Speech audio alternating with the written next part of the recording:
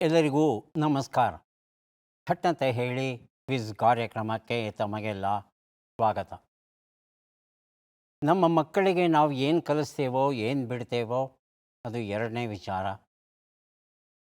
ನಾವು ಕಲಿಸಲೇಬೇಕಾದಂಥ ವಿಚಾರ ಅಂದರೆ ನಮ್ಮ ಸಂಸ್ಕೃತಿಯ ಪರಿಚಯ, ನಮ್ಮ ಸಂಸ್ಕಾರದ ಪರಿಚಯ, ನಮ್ಮ ದೇಶದ ಪರಿಚಯ. ಇವನ್ನು ಖಂಡಿತ ಮಾಡಿಕೊಡ್ಬೇಕು. ಯಾಕಂದರೆ ಸಂಸ್ಕಾರ, ಸಂಸ್ಕೃತಿ, ದೇಶಾಭಿಮಾನ ಇವು ನಮ್ಮ ವ್ಯಕ್ತಿತ್ವವನ್ನು ರೂಪಿಸೋದ್ರ ಜೊತೆಗೆ ಮಾನವೀಯತೆಯನ್ನು ರೂಢಿಸ್ಕೊಳ್ಳೋದಕ್ಕೆ ಇದು ಭದ್ರವಾದ ತಳಪಾಯವನ್ನು ಹಾಕುತ್ತೆ. ಇಂದಿನ ಶಿಕ್ಷಣ ವ್ಯವಸ್ಥೆಯಲ್ಲಿ ನಾವು ವಿಜ್ಞಾನಕ್ಕೆ ಹೆಚ್ಚು ಒತ್ತನ್ನು ಕೊಡ್ತಾ ಇದ್ದೇವೆ, ಗಣಿತಕ್ಕೆ ಒತ್ತನ್ನು ಕೊಡ್ತಾ ಇದ್ದೇವೆ, ಇಂಗ್ಲೀಷ್ ಭಾಷೆಗೆ ಒತ್ತನ್ನು ಕೊಡ್ತಾ ಇದ್ದೇವೆ. ಏನೂ ತಪ್ಪಿಲ್ಲ, ಖಂಡಿತ ಒತ್ತನ್ನು ಕೊಡಬಹುದು. ಆದರೆ ವಿಜ್ಞಾನವನ್ನು ಕಲಿಯುವ ಭರದಲ್ಲಿ ಭಾಷೆಯನ್ನು, ಸಂಸ್ಕೃತಿಯನ್ನು, ಸಾಹಿತ್ಯವನ್ನು ತಿರಸ್ಕರಿಸೋದು, ನಿರಾಕರಿಸೋದು ಒಳ್ಳೆಯದಲ್ಲ. ಅವರು ಒಳ್ಳೆಯ ವಿಜ್ಞಾನಿ ಆಗಬಹುದು ನಾಳೆ, ಆದರೆ ಒಳ್ಳೆಯ ಮನುಷ್ಯನಾಗ್ತಾನ ಅಂತ ಕೇಳಿದರೆ ಖಂಡಿತ ಆಗಲ್ಲ. ಹಾಗಾಗಿ ಬಹಳ ಬಹಳ ಮುಖ್ಯವಾಗಿ ಇವತ್ತು ನಮ್ಮ ಯುವ ಜನತೆಗೆ ಕಲಿಸಬೇಕಾದದ್ದು ನಮ್ಮ ಸಂಸ್ಕೃತಿ, ಪರಂಪರೆ, ಇತಿಹಾಸ, ತತ್ವಜ್ಞಾನ ಮತ್ತು ಜೀವನಾದರ್ಶನಗಳ ವಿಚಾರವನ್ನು ತಿಳಿಸ್ಕೊಡ್ಬೇಕಾಗುತ್ತೆ. ಇದು ಹೆತ್ತವರ ಕರ್ತವ್ಯ, ಅಧ್ಯಾಪಕರ ಕರ್ತವ್ಯ ಇಬ್ಬರದ್ದೂ ಆಗುತ್ತೆ. ಈ ದಿಶೆಯಲ್ಲಿ ಪುಸ್ತಕಗಳು ಮಾಡ್ತಾ ಇರೋ ಸೇವೆ ಏನಿದೆ ಅದು ಅದ್ಭುತವಾದದ್ದು. ಈ ರೀತಿಯಾದ ವ್ಯಕ್ತಿ ವಿಕಸನಕ್ಕೆ ಅಗತ್ಯವಾಗುವಂಥ ಮೂಲಭೂತ ಕೃತಿಗಳಲ್ಲಿ ಒಂದು ಸಾರ್ಥಕ ಜೀವನ ಅಂತ ಈ ಪುಸ್ತಕವನ್ನು ಬರೆದಿದ್ದಾರೆ ಮಾಧವ ಭಟ್ಟ ಪೆರ್ಲಾ ಅವರು. ಬಹಳ ಪುಟ್ಟ ಪುಸ್ತಕ, ಸುಮಾರು 100 ಪುಟಗಳಷ್ಟೇ ಇದೆ ಈ ಒಂದು ಪುಟ್ಟ ಪುಸ್ತಕದಲ್ಲಿ. ಆದರೆ ಈ ಪುಸ್ತಕ ನಮಗೆ ಕೊಡುವಂಥ ವಿಚಾರಗಳು ಏನಿದೆ ಅದು ಬಹಳ ಬಹಳ ದೊಡ್ಡದಾದದ್ದು, ನಮ್ಮ ಬದುಕನ್ನೇ ರೂಪಿಸುವಂಥದ್ದು. ಒಟ್ಟು 14 ಅಧ್ಯಾಯಗಳಿವೆ. ಜೀವನ ಆಸ್ತೆ, ಕರ್ತವ್ಯ ನಿಷ್ಠೆ, ಜೀವನ ಸತ್ವ, ಜೀವನ ನಿಯಮ, ಜೀವನೋತ್ಸಾಹ, ಹೀಗೆ ಬದುಕಿನ ಬಗ್ಗೆ ಅಗತ್ಯವಾಗಿರ್ತಕ್ಕಂಥ ಅಧ್ಯಾಯಗಳಲ್ಲಿ ಕಥೆಗಳನ್ನು ಹೇಳ್ತಾ ಹೋಗ್ತಾರೆ. ಆ ಕಥೆಗಳು ಹೇಗೆ ನಮ್ಮನ್ನು ರೂಪಿಸುತ್ತೆ ಅಂದರೆ, ಕವಿರಾಜ ಮಾರ್ಗ ರಚನೆಯಾಗೋದಕ್ಕೆ ಕಾರಣವಾಗುವಂಥ ಅಮೋಘ ವರ್ಷ ಎಂತಹ ಅರಸ ಅಂತ ನಮಗೆ ಗೊತ್ತು. ತನ್ನ ಪ್ರಜೆಗಳನ್ನು ಉಳಿಸಬೇಕು ಅನ್ನೋ ದೃಷ್ಟಿಯಿಂದ ಬರಗಾಲ ಕಾಡ್ತಾ ಇದ್ದ ಸಂದರ್ಭದಲ್ಲಿ ಕೊಲ್ಲೂರಿನ ಮಹಾಲಕ್ಷ್ಮಿಗೆ, ಕೊಲ್ಲೂರು ಅಲ್ಲ ಕೊಲ್ಲಾಪುರದ ಮಹಾಲಕ್ಷ್ಮಿಗೆ ತನ್ನ ಕಿರುಬೆರಳನ್ನು ಬಲಿ ಕೊಟ್ಟಾತ. ಈತನ ಮಗ ತಂದೆಗೆ ಸಂಪೂರ್ಣ ವಿರುದ್ಧ, ತಂದೆಗೆ ವಿರುದ್ಧ ತಿರುಗಿ ಬೀಳ್ತಾನೆ. ತಂದೆಯೇ ವಿರುದ್ಧವಾಗಿ ಶತ್ರುವಿನ ಮಗಳನ್ನು ಮದುವೆಯಾಗ್ತಾನೆ. ಸೈನ್ಯವನ್ನು ತಂದು ತಂದೆಯ ಮೇಲೆ ಯುದ್ಧಕ್ಕೆ ಬರ್ತಾನೆ. ಯುದ್ಧ ನಡೆಯುತ್ತೆ. ಯುದ್ಧ ನಡೆದಾಗ ಮಗ ಸೋಲ್ತಾನೆ. ಈಗ ತಂದೆ ಆದವನು ರಾಜನೂ ಆಗಿರೋದ್ರಿಂದ ಏನು ಮಾಡಬೇಕಾದ? ಬಂಧುತ್ವ ಹೆಚ್ಚ, ಕರ್ತವ್ಯ ಹೆಚ್ಚ? ಈ ಒಂದು ಪ್ರಶ್ನೆ ಬಂದಾಗ ಬಹಳ ಬಹಳ ಸ್ಪಷ್ಟವಾಗಿ ಅಮೋಘ ವರ್ಷ ನೃಪತುಂಗ ಹೇಳ್ತಾನೆ, ಅಪರಾಧಿ ತಪ್ಪನ್ನು ಒಪ್ಪಿಕೊಂಡಿದ್ದಾನೆ, ಪಶ್ಚಾತ್ತಾಪ ಪಟ್ಟಿದ್ದಾನೆ. ಆದರೆ ಮುಂದಿನ ರಾಜನಾಗಬೇಕಾಗಿದ್ದ ಅವನೇ ಪ್ರಜೆಗಳ ನಾಶಕ್ಕೆ ಕಾರಣನಾಗಿದ್ದರಿಂದ ಅವನಿಗೆ ಮರಣದಂಡನೆಯೇ ಶಿಕ್ಷೆ. ವ್ಯಾಮೋಹಕ್ಕೆ ಬೀಳಬಾರ್ದು. ವ್ಯಾಮೋಹಕ್ಕೆ ಬಿದ್ದಿವಿ ಅಂದರೆ ಅಲ್ಲಿ ಸತ್ಯ ದೂರ ಹೊರಟೋಗುತ್ತೆ, ಹತ್ತಿರಕ್ಕೆ ಬರೋದೇ ಇಲ್ಲ. ಹೀಗೆ ಬದುಕಿನ ಅನೇಕ ಸೂಕ್ಷ್ಮ ವಿಚಾರಗಳನ್ನು ಪುಟ್ಟ ಪುಟ್ಟ ಕಥೆಗಳ ಮೂಲಕ, ಪ್ರಸಂಗಗಳ ಮೂಲಕ ತುಂಬ ಚೆನ್ನಾಗಿ ವಿವರಿಸಿದ್ದಾರೆ ಮಾಧವ ಭಟ್ಟ ಪೆರ್ಲಾ ಅವರು ಸಾರ್ಥಕ ಜೀವನ ಎನ್ನುವ ಪುಟ್ಟ ಪುಸ್ತಕದಲ್ಲಿ.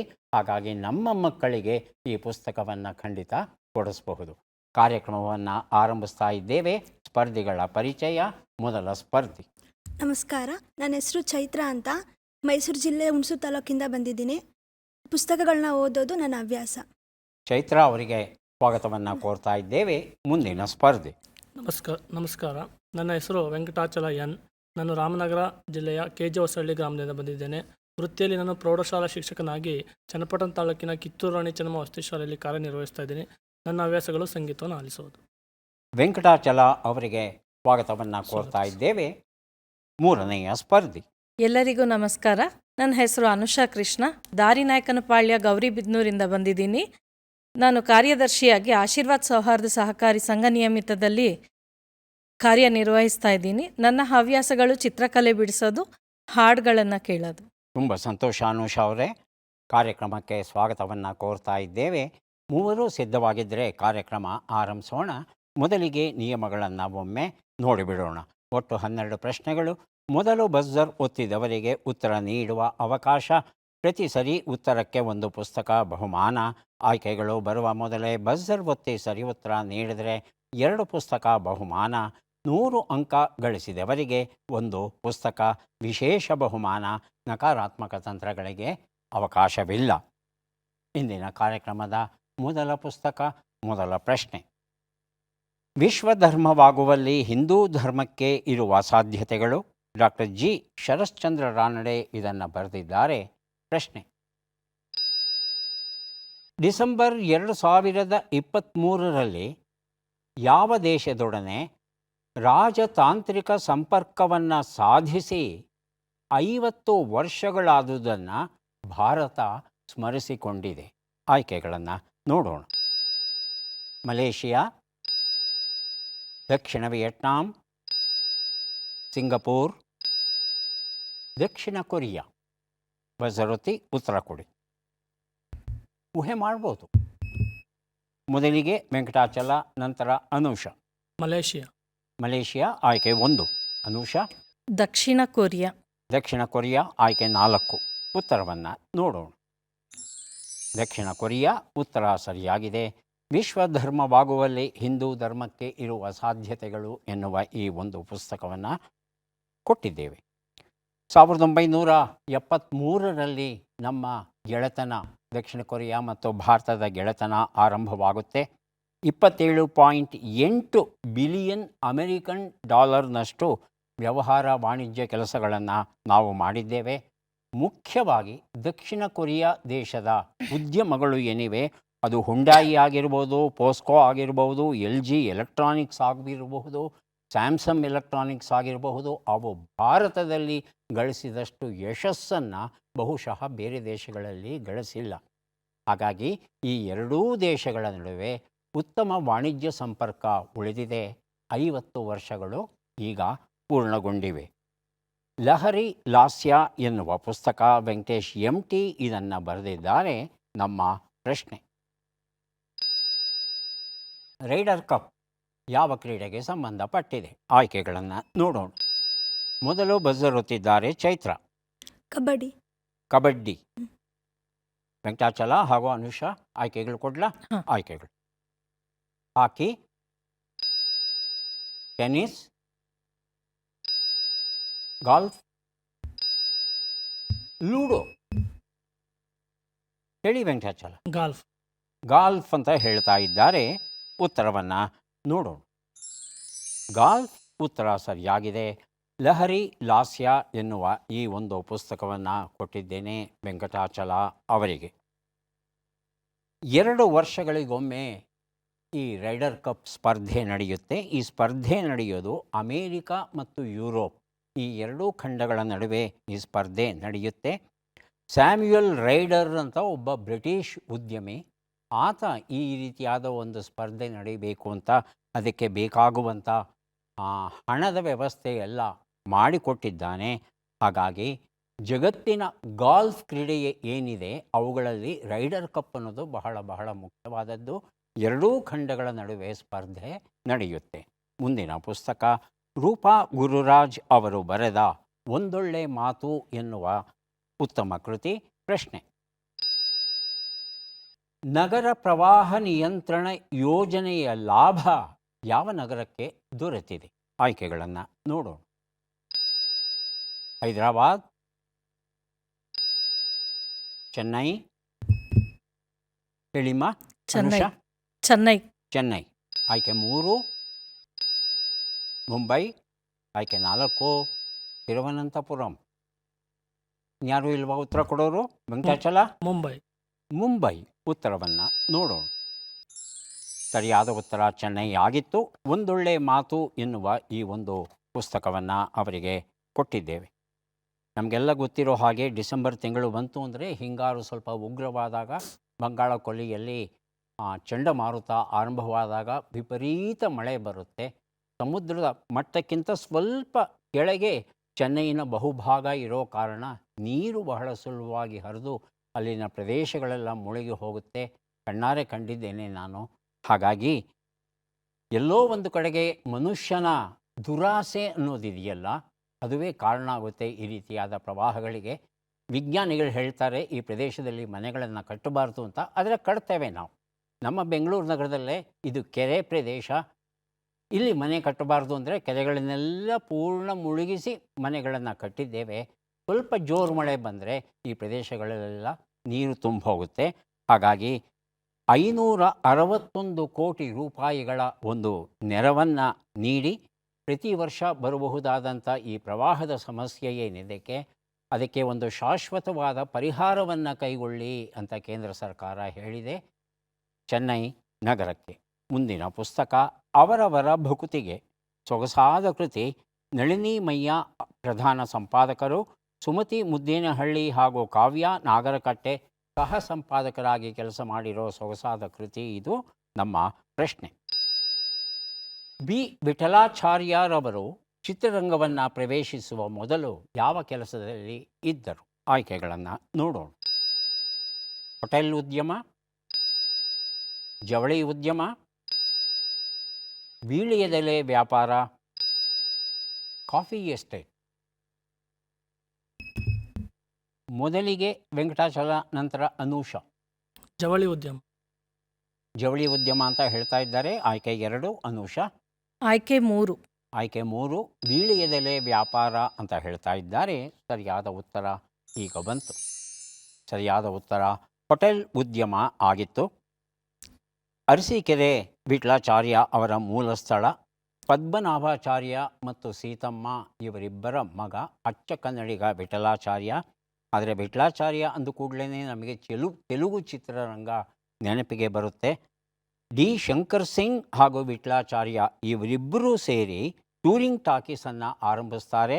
ಆನಂತರ ಮಹಾತ್ಮ ಪಿಕ್ಚರ್ಸ್ ಅನ್ನೋ ಸಂಸ್ಥೆಯನ್ನು ಆರಂಭಿಸಿ ಅಲ್ಲಿ ಚಿತ್ರಗಳನ್ನು ನಿರ್ಮಿಸೋದಕ್ಕೆ ಶುರು ಮಾಡ್ತಾರೆ. ಒಂದು ಘಟ್ಟದಲ್ಲಿ ಕನ್ನಡ ಚಿತ್ರರಂಗವನ್ನು ಬಿಟ್ಟು ತೆಲುಗು ಚಿತ್ರರಂಗಕ್ಕೆ ಹೋಗ್ಬಿಡ್ತಾರೆ.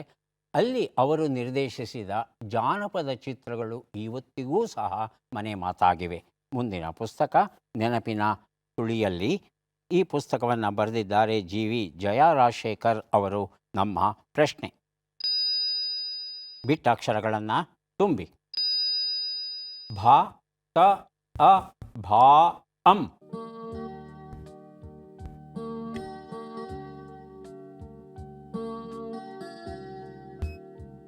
ಹೇಳಿ ವೆಂಕಟಾಚಲ. ಭಾರತವು ಅವಿಭಾಜ್ಯ ಅಂಗ. ಭಾರತವು ಅವಿಭಾಜ್ಯ ಅಂಗ. ಅರ್ಥವತ್ತಾಗಿದೆಯಾ? ಭಾರತದ ಅವಿಭಾಜ್ಯ ಅಂಗ. ಭಾರತದ ಅವಿಭಾಜ್ಯ ಅಂಗ. ಎರಡನೇದಾಗಿ ಚೈತ್ರ. ಭಾರತದ ಅವಿಭಾಜ್ಯ ಅಂಗ. ಅನುಷಾ. ಸೇಮ್ ಉತ್ತರ. ಉತ್ತರವನ್ನು ನೋಡು.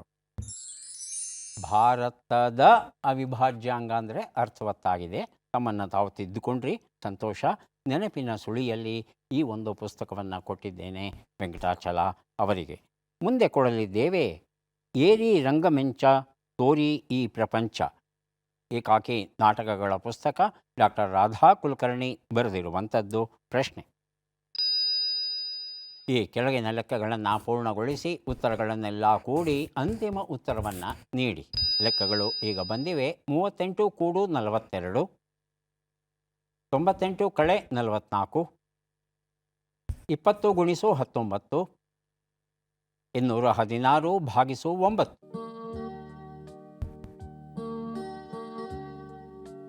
ಸರ್ ಮೂರನೇದು ಇನ್ನೊಂದ್ಸತಿ ಹೇಳಿ. ಮೂರನೇದು 20 ಗುಣಿಸು 19. ಬಜರ್ ಓದ್ತಿದ್ದಾರೆ ವೆಂಕಟಾಚಲ. 538. 538. 538 ಅಂತ ಹೇಳ್ತಾ ಇದ್ದಾರೆ. ಸರ್ ಲಾಸ್ಟ್ ಒನ್ ಇನ್ನೊಂದ್ಸತಿ. 216. ಕೊನೆಯದು 216 ಭಾಗಿಸು 9. ಚೈತ್ರ ಲೆಕ್ಕ ಆಯ್ತಮ್ಮ? ಅನುಷಾ ಅವರು ಇನ್ನು ಮಾಡ್ತಾ ಇದ್ದಾರೆ. ಆದರೆ ವೆಂಕಟಾಚಲ ಉತ್ತರ ಕೊಟ್ಟು ಬಿಟ್ಟಿದ್ದಾರೆ. ಅದು ಸರಿಯಾ ಅಂತ ನೋಡಬೇಕಾಗುತ್ತೆ. ಒಂದು ಉತ್ತರ 80. ಹೇಳಿಮ್ಮ. 538. ಅದೇ ಉತ್ತರವನ್ನೇ ವೆಂಕಟಾಚಲ ಕೊಟ್ಟಿದ್ದಾರೆ. 2 ಉತ್ತರ 54, 3 ಉತ್ತರ 380, 4 ಉತ್ತರ 24. ಎಲ್ಲವನ್ನ ಕೂಡಿದ್ರೆ 538 ಬಂದಿದೆ. ಈ ಉತ್ತರವನ್ನು ವೆಂಕಟಾಚಲ ಅನುಷಾ ಇಬ್ಬರು ಕೊಟ್ಟಿದ್ದಾರೆ. ಮೊದಲು ಕೊಟ್ಟದ್ದು ವೆಂಕಟಾಚಲ ಅವರಿಗೆ ಈ ನಾಟಕದ ಪುಸ್ತಕವನ್ನು ಕೊಟ್ಟಿದ್ದೇವೆ. ಬಳ್ಳಾರಿ ಜಿಲ್ಲಾ ಮತ್ತು ತಾಲೂಕು ಕನ್ನಡ ಸಾಹಿತ್ಯ ಸಮ್ಮೇಳನಾಧ್ಯಕ್ಷರ ಭಾಷಣಗಳು ಎನ್ನುವ ಪುಸ್ತಕ, ಸಂಪಾದಕರು ಸಿರಿಗೇರಿ ಯರಿಸ್ವಾಮಿ ಅವರು. ನಮ್ಮ ಪ್ರಶ್ನೆ ಈಗ ಬಂತು. ಪ್ರಸ್ತುತ ಈ ಮಂತ್ರಿಗಳು ಯಾವ ಖಾತೆಯನ್ನು ನಿರ್ವಹಿಸುತ್ತಿಲ್ಲ? ಆಯ್ಕೆಗಳನ್ನು ಕೊಡ್ತಾ ಇದ್ದೇವೆ. ಆ ಚಿತ್ರವನ್ನು ನೋಡೋಣ. ಇವರು ಯಾರು ಅಂತ ಗುರುತಿಸ್ಬಿಟ್ಟು ಮನಸ್ಸಲ್ಲಿ ಇಟ್ಕೊಳ್ಳಿ. ನಂತರ ಆಯ್ಕೆಗಳು ಬರುತ್ತೆ, ಪೂರ್ಣ ಉತ್ತರ ಕೊಡಬಹುದು. ಇವರು ಯಾವ ಖಾತೆಯನ್ನು ನಿರ್ವಹಿಸ್ತಾ ಇಲ್ಲ ಅಂತ ತಿಳ್ಕೋಬೇಕಾಗಿದೆ. ಆಯ್ಕೆಗಳನ್ನು ನೋಡೋಣ. ಮಾಹಿತಿ ಮತ್ತು ಸಾರ್ವಜನಿಕ ಸಂಪರ್ಕ, ಆರ್ಥಿಕ, ಬೇಹುಗಾರಿಕೆ, ಇಂಧನ. ಮೊದಲಿಗೆ ಅನುಷಾ, ಆನಂತರ ವೆಂಕಟಾಚಲ. ಆಯ್ಕೆ 4. ಆಯ್ಕೆ 4 ಇಂಧನ. ಈ ಖಾತೆ ಇವರ ಹತ್ರ ಇಲ್ಲ ಅಂತ ತಾವು ಹೇಳ್ತಾ ಇದ್ದೀರಿ, ಹೌದಾ ವೆಂಕಟಾಚಲ? ಬೇಹುಗಾರಿಕೆ.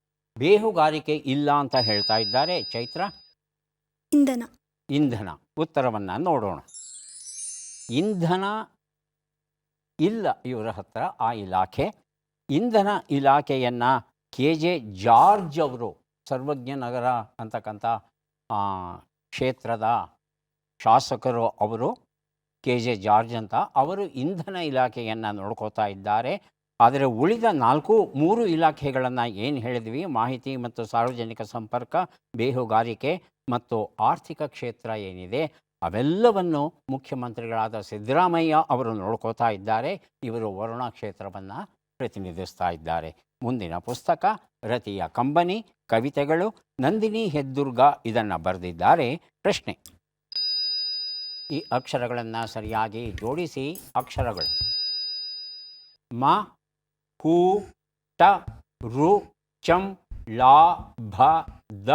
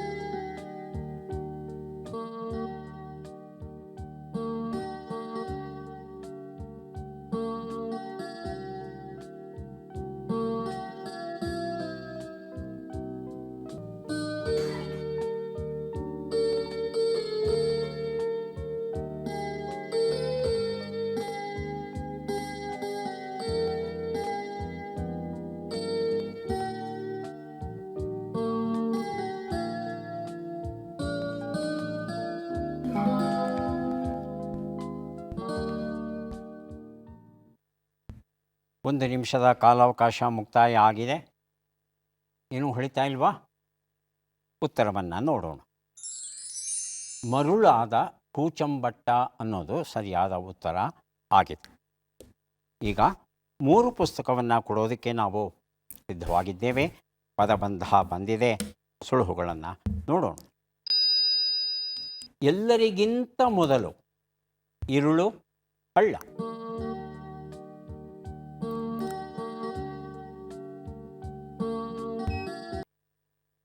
ಮೊದಲಿಗೆ ಬಜರುತ್ತಿದ್ದಾರೆ ವೆಂಕಟಾಚಲ ಅವರು. ಒಂದು ಉತ್ತರ. ಮೊತ್ತ ಮೊದಲು ಉತ್ತರವನ್ನು ನೋಡೋಣ. ಮೊತ್ತ ಮೊದಲು ಉತ್ತರ ಸರಿಯಾಗಿದೆ. ಭಿನ್ನಪ, ಕನ್ಫೆಷನ್, ಕನ್ನಡಕ್ಕೆ ಅನುವಾದ ಮಾಡಿದ್ದಾರೆ OL ನಾಗಭೂಷಣ ಸ್ವಾಮಿ. ಟಾಲ್ಸ್ಟಾಯ್ ಅವರ ಕೃತಿ ಇದು. ಕೊಟ್ಟಿದ್ದೇನೆ. ವೆಂಕಟಾಚಲ ಅವರಿಗೆ 2 ಉತ್ತರ. ಕತ್ತಲು ಉತ್ತರವನ್ನು ನೋಡೋಣ. ಕತ್ತಲೆ ಪರವಾಗಿಲ್ಲ. ಮಹಾಯುದ್ಧಕ್ಕೆ ಮುನ್ನ ಭಗವದ್ಗೀತೆಯ ಕೆಲವು ವಿಚಾರಗಳು ಲಕ್ಷ್ಮೀಶ ತೋಳ್ಪಾಡಿ ಅವರು ಬರೆದಂಥ ಒಂದು ನಿಜಕ್ಕೂ ವಿಚಾರ ಪ್ರಚೋದವಾದ ಕೃತಿ ಕೊಡ್ತಾ ಇದ್ದೇನೆ ವೆಂಕಟಾಚಲ ಅವರಿಗೆ. ಈಗ ಮೂರನೇದು ಹಳ್ಳ. ಕಂದಕ. ಕಂದಕ ಉತ್ತರವನ್ನು ನೋಡೋಣ. ಕಂದಕ ಉತ್ತರ ಸರಿಯಾಗಿದೆ. ಆಶಾ ಕಿರಣ ಕಥಾ ಸಂಕಲನ TR ವರದರಾಜನ್ ಬರೆದಿರುವಂಥದ್ದು ಕೊಟ್ಟಿದ್ದೇನೆ ವೆಂಕಟಾಚಲ ಅವರಿಗೆ. ಈಗ ನಾವು ಕೊನೆಯ ಘಟ್ಟಕ್ಕೆ ಬಂದಿದ್ದೇವೆ. ಚಟ್ಪಟ್ ಚಿನ್ಕುರುಳಿ 5 ಪ್ರಶ್ನೆಗಳು. ಚೈತ್ರ ಅವರಿಗೆ ಮೊದಲ ಅವಕಾಶ ಬರ್ತಾ ಇದೆ. ಸಿದ್ಧವಾಗಿದ್ದೀರಾ? ಆರಂಭಿಸಬಹುದಾ? ಮೊದಲ ಪ್ರಶ್ನೆ. ನೀರಲ್ಲಿ ಹಾಕು ಎನ್ನುವ ನುಡಿಗಟ್ಟಿನ ಅರ್ಥವೇನು? ಹಾಳು ಮಾಡುವುದು, ನೆನೆಸಿ ಒಗೆಯುವುದು. ಹಾಳು ಮಾಡುವುದು. ಮುಂದಿನ ಪ್ರಶ್ನೆ. ಕೆಸರು, ರಾಡಿ ಎಂಬ ಅರ್ಥವನ್ನು ಕೊಡುವ ಶಬ್ದ ಯಾವುದು? ಪಂಕ, ಸಂಕ. ಪಂಕ. ಮುಂದಿನ ಪ್ರಶ್ನೆ. ಅತಿಥಿ ಯಾರ ಮೊಮ್ಮಗ? ಅರ್ಜುನ, ಶ್ರೀರಾಮ. ಅರ್ಜುನ. ಮುಂದಿನ ಪ್ರಶ್ನೆ. ಈ ಗಾದೆಯನ್ನು ಪೂರ್ಣಗೊಳಿಸಿ. ಬೆಳೆಯುವ ಪೈರು ಮೊಳಕೆಯಲ್ಲಿ. ಮೊಳಕೆಯಲ್ಲಿ. ಮುಂದಿನ ಪ್ರಶ್ನೆ. ಈ ಒಗಟನ್ನು ಬಿಡಿಸಿ. ಅಂಗೈಯಗಲದ ರೊಟ್ಟಿಗೆ 500 ಉಪ್ಪಿನಕಾಯಿ.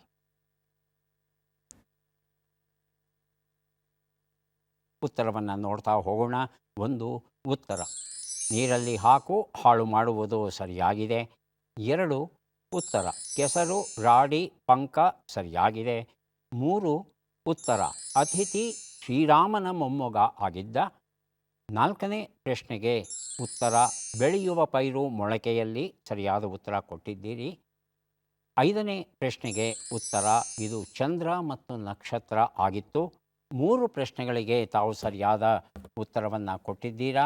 ಹಾಗಾಗಿ 3 ಪುಸ್ತಕಗಳನ್ನು ತಮಗೆ ಕೊಡ್ತಾ ಇದ್ದೇವೆ. ಈಗ ಅವಕಾಶ ವೆಂಕಟಾಚಲ ಅವರಿಗೆ ಬರ್ತಾ ಇದೆ. ಸಿದ್ಧವಾಗಿದ್ದರೆ ಆರಂಭಿಸ್ತೇವೆ. ಮೊದಲ ಪ್ರಶ್ನೆ. ನೀರಿನ ಋಣ ಹರಿ ಎನ್ನುವ ನುಡಿಗಟ್ಟಿನ ಅರ್ಥವೇನು? ಸಂಬಂಧವಿರದಂತಾಗು, ಋಣಮುಕ್ತನಾಗು. ಋಣಮುಕ್ತನಾಗು. ಮುಂದಿನ ಪ್ರಶ್ನೆ. ತಾವರೆ ಕೆಸರಿನಲ್ಲಿ ಹುಟ್ಟಿದುದು ಎಂಬ ಅರ್ಥವನ್ನು ಕೊಡುವ ಶಬ್ದ ಯಾವುದು? ಪಂಕಜ, ಕಮಲ. ಪಂಕಜ. ಮುಂದಿನ ಪ್ರಶ್ನೆ. ಮಹಾಭಾರತದ ಮತ್ಸ್ಯಗಂಧಿ ಅಥವಾ ಸತ್ಯವತಿಯ ತಾಯಿಯ ಹೆಸರೇನು? ಭದ್ರಿಕಾ, ಅದ್ರಿಕಾ. ಅದ್ರಿಕಾ. ಮುಂದಿನ ಪ್ರಶ್ನೆ.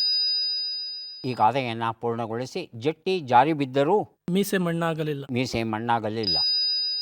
ಈ ಒಗಟನ್ನು ಬಿಡಿಸಿ. ಮುಳ್ಳು ಹಂದಿಯ ಹೊಟ್ಟೆಯಲ್ಲಿ ಚಿನ್ನದ ಪೆಟ್ಟಿಗೆ, ಅದರಲ್ಲಿ ಬೆಳ್ಳಿ ಲಿಂಗ.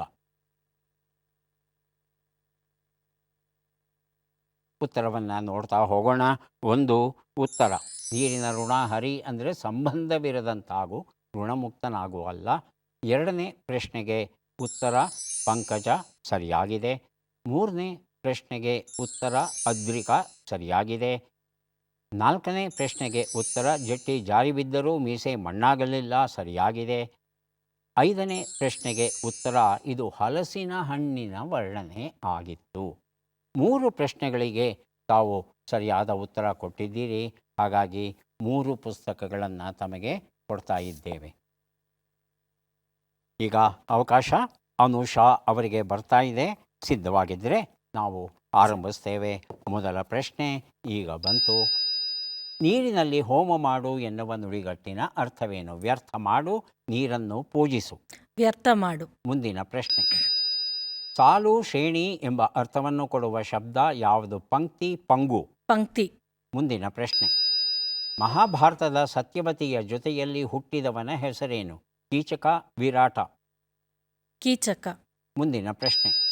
ಈ ಗಾದೆಯನ್ನು ಪೂರ್ಣಗೊಳಿಸಿ. ತನ್ನ ಓಣಿಯಲ್ಲಿ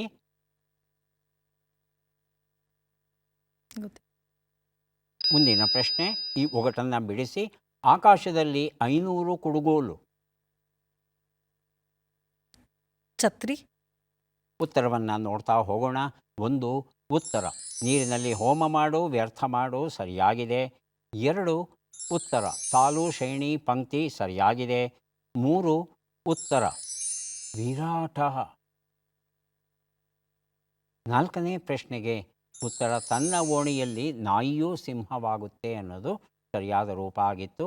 5ನೇ ಪ್ರಶ್ನೆಗೆ ಉತ್ತರ ಇದು ಮರದಲ್ಲಿ ಜೋತು ಬಿದ್ದಂಥ ಹುಣಸೆಕಾಯಿಯ ವರ್ಣನೆ ಆಗಿತ್ತು. 2 ಪ್ರಶ್ನೆಗಳಿಗೆ ತಾವು ಸರಿಯಾದ ಉತ್ತರ ಕೊಟ್ಟಿದ್ದೀರಿ. ಹಾಗಾಗಿ 2 ಪುಸ್ತಕಗಳನ್ನು ತಮಗೆ ಕೊಡ್ತಾ ಇದ್ದೇವೆ. ಯಾರಿಗೆ ಎಷ್ಟು ಪುಸ್ತಕ ಬಂದಿದೆ ಅದನ್ನು ನೋಡುವ ಕ್ಷಣ ಈಗ ಬಂತು.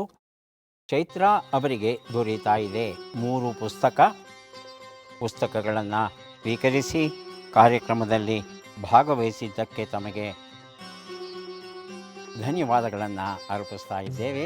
ಧನ್ಯವಾದಗಳು. ವೆಂಕಟಾಚಲ ಅವರಿಗೆ ದೊರೀತಾ ಇದೆ 3, 6, 9 ಪುಸ್ತಕ. ಇನ್ನೊಂದು ತಗೋಬೇಕಾಗಿತ್ತು, ಚಿಂತೆ ಇಲ್ಲ. ಒಳ್ಳೆಯ ಪ್ರದರ್ಶನ.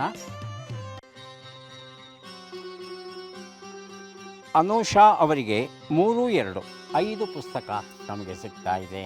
ಸ್ವೀಕರಿಸಿ. ಅಭಿನಂದನೆ.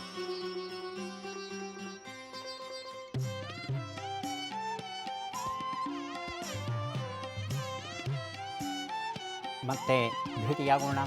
ನಮಸ್ಕಾರ.